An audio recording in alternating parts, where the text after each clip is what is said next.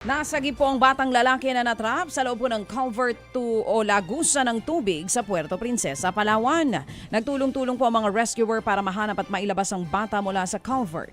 Wala nang malay ang bata nang mailabas ito. Nag-CPR naman po ang mga residente at ilang minuto ring pinilit i-revive ang bata hanggang sa nagkamalay na ito. Patuloy na nagpapagaling ang bata sa ospital. Ayon po sa kapitan ng barangay, madalas sa pagliguan at gawing palaruan po ng mga bata ang nasabing culvert. Hinarangan na rin ang culvert para mawala ng makapasok o makalangoy sa loob nito. Namatay po naman sa aksidente sa North Luzon Expressway o NLEX ang isang dating player ng Gilas Pilipinas Youth. Kinilala po ang biktima na si JV Gallego na dati pong naglaro para sa San Beda Red Lions.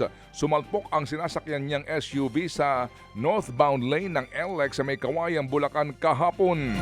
Isinugod sa ospital ang basketbolista at kanyang asawa na si Chloe Carillo pero dineklaran dead on arrival si Gallego. Tumawid naman po ang isang SUV nang sumalpok sa mga concrete barriers sa South Luzon Expressway o SLEX.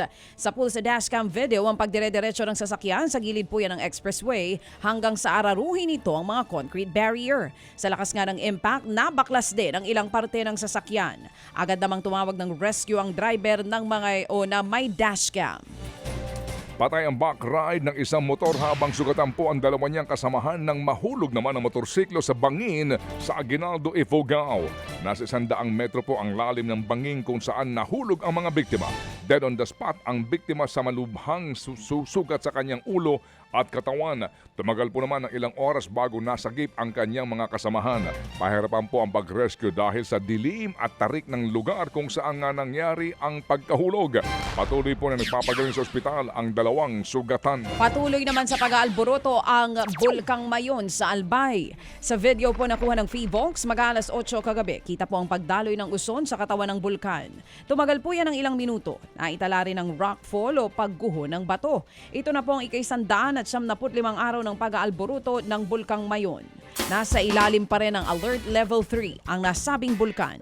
Mga kapatid, patuloy po kayong tumutok sa 105.9 True FM para sa totoong balita, impormasyon, music and entertainment. Mag-subscribe sa aming YouTube channel at podcast at sundan nyo kami sa Facebook, Instagram, X at TikTok sa True Network PH. Bisitahin din po ang aming official website, truefm.ph.